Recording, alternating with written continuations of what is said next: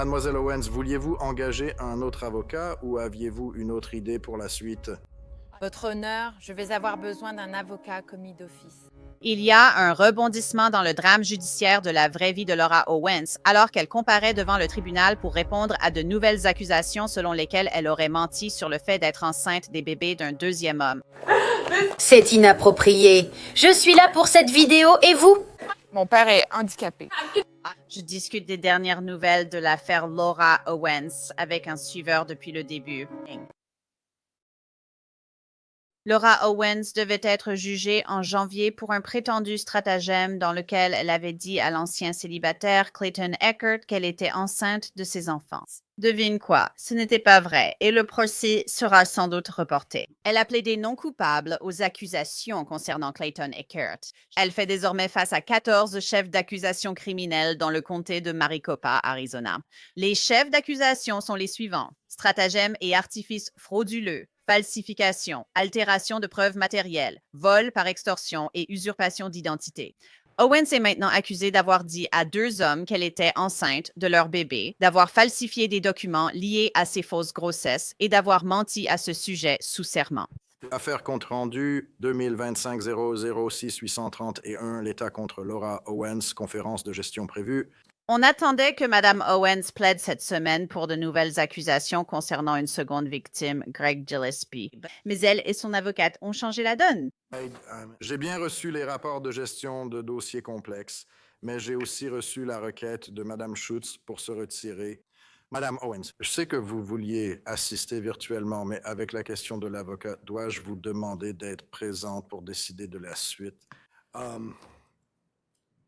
J'accepte donc cette demande de retrait. Madame Owens, vouliez-vous engager un autre avocat ou aviez-vous une autre idée? Votre honneur, j'aurais besoin d'un avocat commis d'office. D'accord. J'ai donc examiné un affidavit financier précédemment soumis et j'ai revu ma décision précédente concernant l'indigence. Concernant la nomination d'experts, je vais simplement confirmer cette décision. Je vais nommer le Bureau des services de défense publique pour représenter Mademoiselle Owens. Mademoiselle Schutz, vous êtes relevée de toute autre obligation. Que vais-je faire?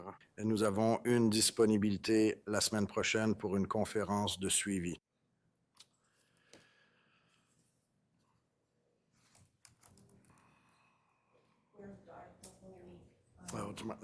C'est Thanksgiving. Que pensez-vous de la semaine d'après? Très bien. Mademoiselle Owens, il y a un délai administratif entre ma nomination et l'assignation effective d'un avocat. Je prévois une conférence de suivi le 2 décembre à 9h10. D'ici là, ces procédures administratives devraient avoir eu lieu. Vous aurez votre nouvel avocat. Il devrait être ici pour vous rencontrer à cette date et nous pourrons discuter de nos prochaines échéances à l'avenir. Il y a une possibilité, cependant, que l'avocat qui sera nommé ne soit pas disponible ce jour-là. Je pourrais devoir décaler légèrement cette date. Donc, si vous pouviez nous donner vos coordonnées, remettez-les à mon assistant de salle d'audience. Ce que nous ferons, c'est que nous transmettrons cela à l'avocat qui sera désigné pour vous représenter. Et aussi, de cette façon, ils pourront entrer en contact avec vous si vous devez changer cette date. Compris? D'accord? Le 2 décembre à 9h, vous devez être ici en personne. Absence, mandat et arrestation immédiate possible. Très bien, je pense que c'est à peu près tout ce que nous pouvons faire aujourd'hui. Étant donné la situation de son avocat, merci, nous faisons une pause dans cette affaire. Donc, l'avocat privé de Laura Owens s'est retiré de l'affaire et elle remplit les conditions pour avoir un avocat commis d'office, ce qui signifie qu'elle ne peut pas se permettre un avocat privé. Donc maintenant, ce sont les contribuables qui paieront sa défense. Owens vit avec ses parents âgés à Scottsdale. J'aimerais voir mon père, s'il vous plaît. Non, je ne sais pas où est ma mère.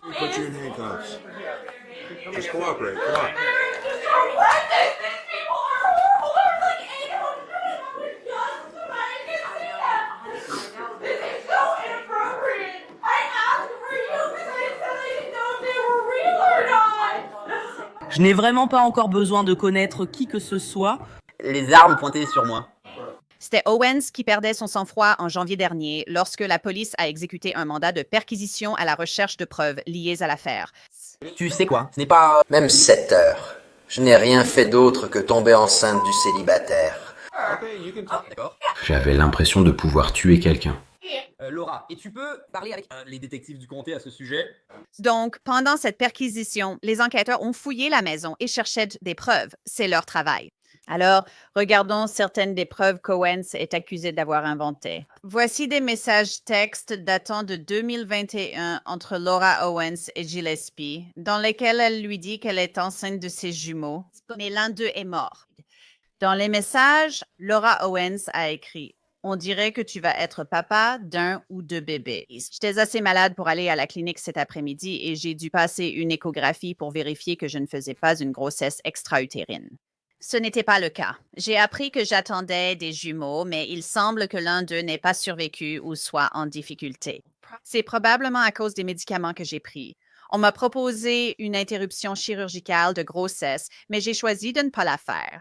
Si je dois affronter cela seul, je laisserai Dieu choisir s'il est deux, un ou aucun naît. Et l'enfant ou les enfants mériteraient de connaître la famille de leur père. Je te donne une dernière chance d'admettre que tu étais dépassé, que tu as paniqué et de t'excuser. Sinon, tu n'auras plus ton mot à dire à l'avenir. Ton comportement est révoltant, m'avoir forcé à avorter pour tes intérêts. J'irai plus loin sans réponse de ta part. Une avocate m'a dit que je peux obtenir une ordonnance du tribunal pour établir la paternité à 8 semaines et recevoir une pension alimentaire. À partir de ce moment-là, ce sera 25% de tes revenus, même si tu gagnes moins que moi. Tu n'aurais pas la garde après tout ce que tu as écrit sur l'avortement et la grossesse. Si tu m'avais aussi manipulé pour que je prenne des pilules abortives qui auraient entraîné la déformation ou la mort du deuxième fœtus, j'engagerais également toutes les poursuites judiciaires possibles pour cela. Si tu continues avec la manipulation, les mensonges et l'ignorance, tu n'es pas la personne que je croyais et tu le mériterais. Je veux encore croire que tu es l'homme qui voulait un nouveau départ avec moi et aller à Sedona pour ça. Pour un voyage pour lequel tu m'as dit de réserver un hôtel. Je t'ai dit très tôt que tu n'avais pas besoin d'être avec moi et que je prendrais la décision toute seule à mon propre rythme. Mais tu as insisté pour être avec moi et faire les choses correctement à l'avenir, ce que J'ai cru. Ça. C'est ta dernière chance de me prouver que tu ne me forçais pas à avorter sous de faux prétextes. J'aurais subi l'avortement chirurgical aujourd'hui si tu me soutenais. Je le ferais encore si tu avais toujours l'intention de tenir ta parole. Sans nouvelles de toi, j'avance avec l'avocat. Voilà ce que j'ai fait. J'ai pris rendez-vous pour l'avortement chirurgical ainsi qu'avec l'avocat pour discuter des détails. Dis-moi lequel tu veux que j'annule. Tu as sans doute raison. Je ne sais pas qui tu es. Montre-le-moi. Greg. Gillespie a répondu, tu vas avoir un bébé mal formé, tu as pris des pilules. Laura a répondu, je ne saurai que plus tard quel serait le problème, s'il y en a un. Elle a poursuivi, que veux-tu que je fasse? Ça en a affecté au moins un, vu sa petite taille. Greg a répondu, c'est un seul bébé, devine quoi? Ce n'était pas l'échographie de Laura Owens. Son avocate a dit qu'elle appartenait à une autre femme. Laura Owens a été inculpée, accusée d'avoir menti et nié avoir envoyé l'échographie à Greg Gillespie. Et plus tard, elle l'a même poursuivi en justice. Une avocate représentant les victimes de Laura Owens dit qu'elle fait ce genre de choses depuis genre 2016. Cette lettre a servi de preuve au procès qu'Owens avait modifié des dossiers médicaux. Elle indique ceci. Chère Laura, merci pour votre email. Je suis désolée que tu traverses cette période difficile. Je ferai mon possible pour t'aider. J'ai lu les messages de ton petit ami et je vais répondre à ses questions. Le stade 1A est sans aucun doute considéré comme un vrai cancer et c'est quelque chose que nous prenons très au sérieux. Tu as raison, Laura, ce cancer n'est que dans un ovaire. Il a tort en disant que cela signifie que tu pourrais simplement avoir des cellules cancéreuses malignes. Dis-lui que oui, je t'ai diagnostiqué avec un vrai cancer de l'ovaire, pas juste quelque chose qui pourrait être là. Je ne suis pas sûre de ce que signifie le message que tu as transmis, qui dit que je ne poserais le diagnostic que s'il s'agissait de quelque chose d'autre que le stade 1A.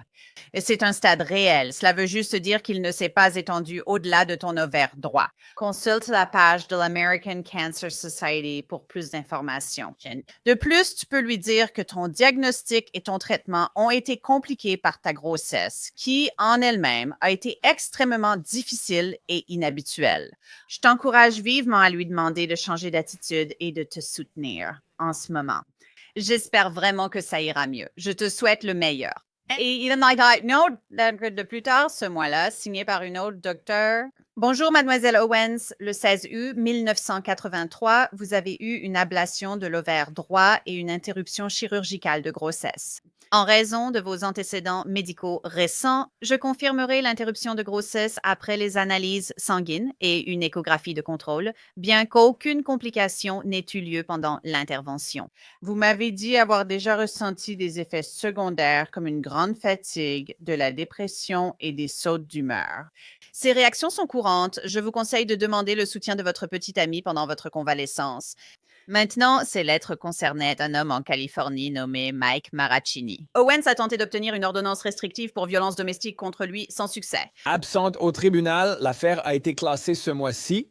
Très bien. Pour discuter des toutes dernières informations dans cette affaire, je voudrais accueillir Dave Neal. Il anime le podcast Rush Hour et possède aussi la chaîne YouTube Check That Out. Il est aussi témoin dans cette affaire criminelle, ce qui la rend plus intrigante. Merci beaucoup d'être avec nous, Dave. Tout d'abord, j'aimerais avoir ta réaction concernant Laura Owens, dont l'avocat s'est retiré de l'affaire. Donc maintenant, elle a un avocat commis d'office. Oui, eh bien d'abord, merci de m'avoir invité et bienvenue à la fête de Laura Owens. Oui, il y a... Une autre avocate. Oui, bien sûr. Eh bien, comme vous le savez, nous sommes de plus en plus nombreux ici. C'est juste un de plus. Son avocat qui s'en va, c'est juste un autre homme dans le comté de Maricopa qui l'a fui. Je veux dire, il a eu ses 2 minutes de gloire et a sans doute compris qu'il était du mauvais côté de l'histoire. Et maintenant, j'imagine qu'elle va avoir un avocat payé par les contribuables. Eh bien, il s'enfuit. Mais j'imagine aussi, vous savez, qu'il y a une autre affaire maintenant. Il y a 2 affaires maintenant, donc 2 fois plus de travail. Et donc, elle ne peut probablement pas payer. C'est pour ça qu'il part, non? Oui, et ils ont ajouté des chefs d'accusation contre elle en faisant venir Greg Gillespie, une victime un peu oubliée. Clayton a eu justice à San Francisco, Mike aussi. Et Greg a été en quelque sorte le détenteur de beaucoup de preuves. Il possède des preuves incroyables, ignorées, jusqu'à ce que l'attention se porte sur le bachelor. Et heureusement, maintenant, cela est intégré à l'affaire. C'est juste incroyable. Il possède depuis des années des enregistrements audio, vidéo et des échographies falsifiées. Elle a encore une ordonnance restrictive contre lui. C'est intéressant parce qu'un peu plus tôt dans l'émission, on a regardé un peu de ça. Nous avons regardé les messages textes, nous avons regardé les fausses échographies. C'est vraiment impressionnant. J'ai lu un des messages textes de Laura Owens à Greg Gillespie et c'est vraiment intense. Je veux dire, il a vraiment fallu réfléchir pour rédiger ce message.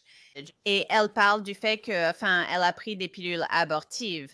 Et l'un de ses jumeaux, probablement, tu sais, elle porte cet enfant, tu sais, mort, comme le bébé est décédé. Et je veux dire, c'est une histoire très élaborée qu'elle raconte à ce Grégory. Oui, c'est vraiment très odieux. Elle a volé non seulement les échographies, mais aussi l'histoire de cette femme du Texas. Oui. Le jumeau invisible ou le jumeau disparu. Et c'est une histoire terrible. Et heureusement, notre public essaye juste de bien faire. Et ainsi, nous avons récolté des fonds pour le jumeau survivant et pu organiser un bel anniversaire pour cet enfant qui a maintenant 6 ou 7 ans. Car cette échographie était ancienne. Nous savions que c'était faux, mais les informations découvertes avec mon public sont réelles. En examinant l'échographie à l'écran, nous avons constaté des incohérences. En zoomant, nous avons découvert ce que c'était. Les restes d'un logo Fiverr, Fiverr étant l'entreprise qui propose des services de freelance à bas prix. Donc, en fait, elle a dû utiliser un outil de suppression de filigrane parce que le logo était inversé. Mais quand on l'a glissé là-dedans, c'était ça. C'était bien le logo Fiverr. Elle dit ne jamais lui avoir envoyé ça, mais il possède toutes les vidéos où on la voit lui envoyer par texto pendant qu'il enregistre l'écran en étant au téléphone avec elle. Je veux dire, il a tout. Wow! Donc, ce message, cette conversation, c'est l'image que toi et tes abonnés avaient démystifiée? Oui, on savait que c'était déjà volé parce que recherche inversée sur Google. Et ce qu'elle fait depuis Mike et peut-être même avant, tu sais, c'est qu'elle modifie un peu la façon dont elle manipule et fabrique les choses. Tu as découvert qu'il est parfois impossible de faire une recherche inversée sur Google. Elle va donc déformer les images de façon, selon elle, impossible à retrouver. Avec Clayton Echard, elle a utilisé une vidéo.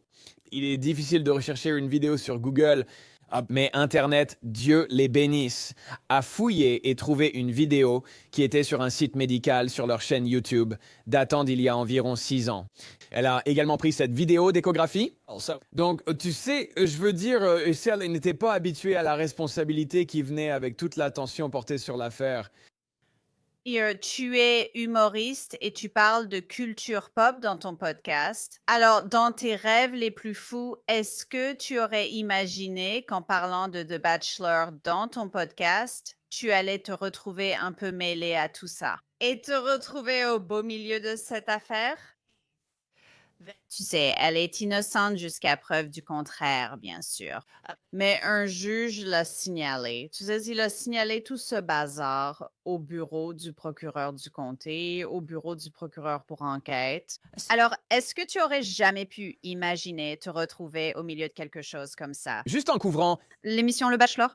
je ne pensais pas devenir le témoin principal en commençant, mais c'est arrivé. Personne n'en parlait car elle menaçait de poursuivre tout le monde en justice.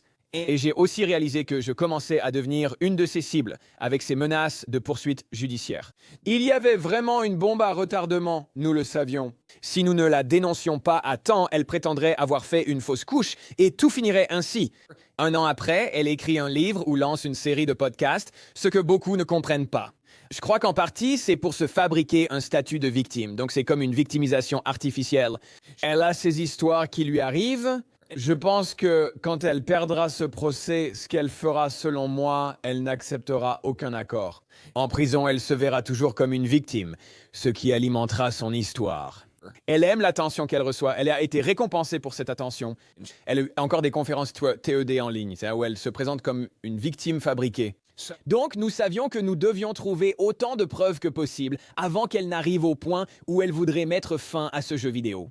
Et en la dénonçant, nous avons prolongé le jeu et puis nous avons dénoncé. Elle allait simuler une fausse couche, chose que je refusais. Ma femme était alors enceinte et nous avons eu un garçon. Nous avons un enfant de 18 mois et vivons aussi notre propre grossesse, ce qui nous fait réaliser la fragilité de tout ce processus. Au fond, nous savions qu'elle simulait tout cela.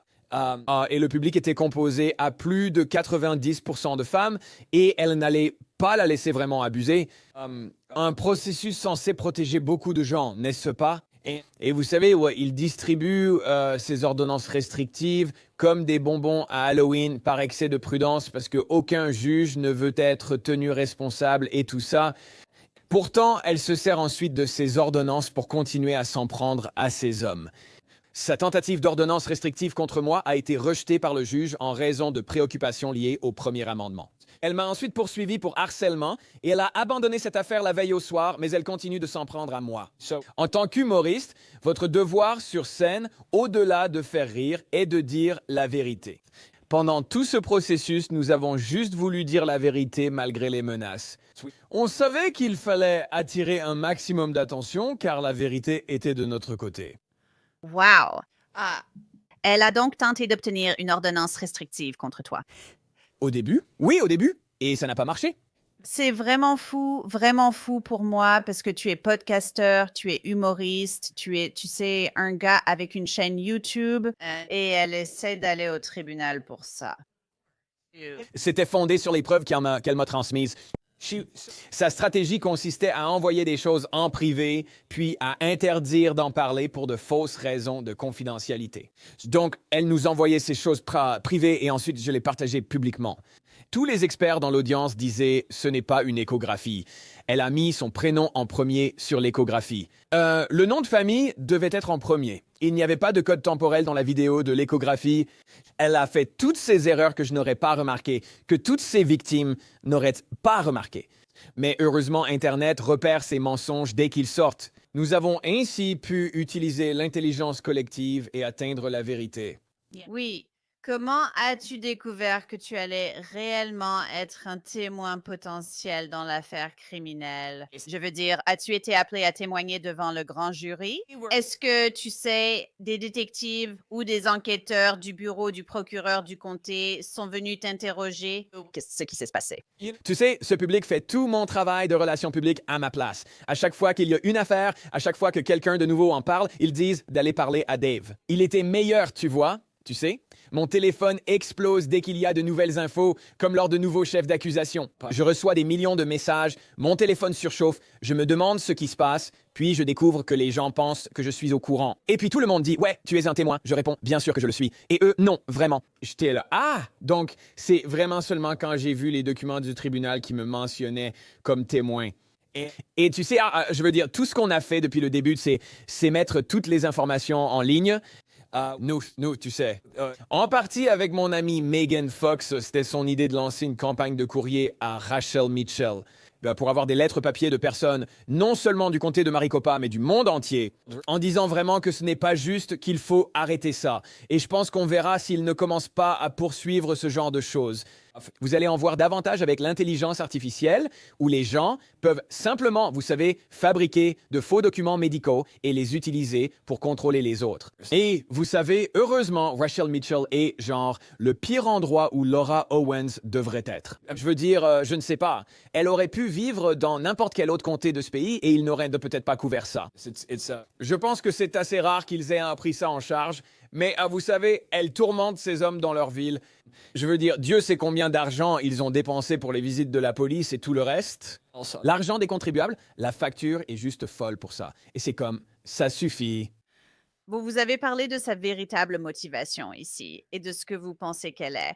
Vous avez dit qu'elle, vous savez, veut créer ce genre d'histoire de victimisation où, vous savez, cette histoire de victime, vous voyez, elle est allée jusqu'à poursuivre Clayton Eckert en justice pour paternité, même si ils n'ont jamais eu de relation sexuelle. Donc, enfin, je veux dire, elle ne pouvait pas être enceinte. Ou du moins, tu sais, pas le genre de relation sexuelle où tu peux tomber enceinte. Donc, je me disais juste dans ma tête, tu vois, qu'est-ce que tu fais? Tu penses qu'il y a plus que juste son envie de se faire passer pour une victime? C'est exactement le genre de choses qu'une récidiviste ferait. Genre, elle dit sans arrêt à des hommes, « Je suis enceinte de tes bébés ».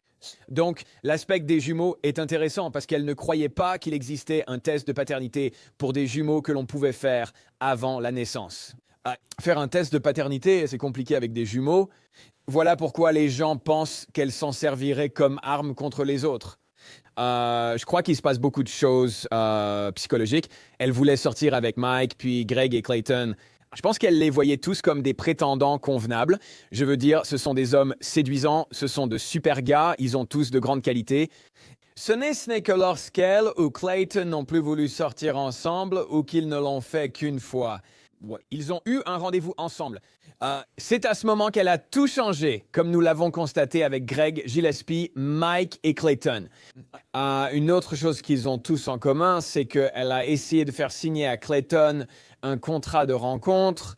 Elle a dit « Je suis enceinte, mais je prendrai la pilule du lendemain. Si tu acceptes de sortir avec moi pendant 1 à 2 semaines, dans les emails, je peux te les envoyer. » Elle a dit « Je suis la plus sûre pour toi, je suis déjà enceinte. » À ce moment-là, elle pensait que s'ils apprenaient à me connaître, ils resteraient peut-être avec moi, ce qui est triste. Et c'est pour ça qu'elle utilisait ce faux stratagème de grossesse et d'avortement comme moyen de garder ses gars attachés à elle. Et Greg Gillespie, elle a dit qu'elle prendrait la pilule s'il sortait avec elle. Il a accepté, puis a précisé que c'était une blague. Elle dit ensuite, en fait, ça n'a pas marché, un bébé survit. C'est fou. Le jeu auquel elle jouait, allant jusqu'à poursuivre Greg Gillespie en justice, pour, par exemple, l'avoir poussé à avorter en lui disant « Fais-le et on sera ensemble ». Cela a encore été refusé. Tu remarques souvent la même stratégie. Je pense qu'elle voulait vraiment sortir avec lui. Je pense qu'après leur rejet, elle a opté pour la terre brûlée et les a salis. Et je pense qu'elle croit qu'elle devrait s'en sortir parce qu'ils lui ont fait du tort. Elle sait qu'elle a tort. Elle a déjà admis une partie de la fraude. Nous avons obtenu qu'elle reconnaisse les faux tests hormones chorioniques gonadotrophiques qu'elle m'a envoyés parmi les premiers documents médicaux transmis. Elle m'a envoyé un taux de 143 000, ce qui correspondait à peu près au niveau où elle aurait dû être pendant la grossesse pour l'hormone chorionique gonadotrophique. Le vrai chiffre était 102, c'est là que ça devient intéressant. Elle a fait un test à 102, ce qui correspond à un stade très précoce de sa grossesse. Donc, elle a bien uriné sur un test de grossesse et il s'est révélé positif et c'est à cela qu'elle s'accroche. Quelles que soient les preuves qu'ils ont, elles sont probablement liées au fait qu'elle ait contacté des cliniques de fertilité ou même des diététiciens qui pourraient injecter de l'hormone chorionique gonadotrophique pour la perte de poids. La façon dont elle a introduit de l'hormone chorionique gonadotrophique dans son corps demeure un mystère. Très intéressant. Wow. Donc, je ne pense pas que ce procès aura lieu en janvier pour l'affaire de Clayton Eckert. L'avocat commis d'office ne l'est pas. Les fêtes approchent. Je ne pense pas que l'avocat commis d'office va pouvoir se mettre à jour sur cette affaire. Avec le temps, il y aura encore plus de retard. Qu'en dites-vous? Oui, c'est ce que disent la plupart des gens. Je n'ai pas encore réservé mon appartement, même si je préfère janvier à Scottsdale plutôt que juin. Un procès le 10 juin 2024 et j'ai littéralement fondu en le couvrant. Donc nous verrons bien. J'y serai peu importe les dates. Je voulais un procès équitable, sans qu'on puisse dire que ça s'est mal passé à cause de ça. Je ne vois pas comment elle éviterait une peine. Je préférerais qu'elle obtienne l'aide en santé mentale nécessaire. Sa famille a prouvé qu'elle conspirait d'une manière ou d'une autre et qu'elle l'encourageait. Et elle a 35 ans, tu vois. Elle a toute la vie devant elle. Donc, trouve une solution et arrête. Il faut que ça cesse. Dave Neal, ce fut très intéressant d'échanger avec vous. Merci d'être venu. Nous avons hâte de vous reparler. Je ne pense pas que cette affaire va avancer de sitôt, en tout cas pas jusqu'au procès. Merci beaucoup pour l'invitation, j'apprécie. Encore une fois, Laura Owens a plaidé non coupable des accusations liées à l'affaire de Clayton Eckert. Elle reviendra au tribunal en décembre. Je voulais vous en informer. Son ancien avocat a refusé ma demande d'entretien ou de commentaire lorsque je l'ai contacté. Inculpé de ces nouvelles charges, restez à l'écoute. Nous vous informerons. C'est tout pour cet épisode de Crime Fixe. Je suis Angenette Lévy. Merci beaucoup d'avoir été avec moi. Je vous retrouve ici la prochaine fois.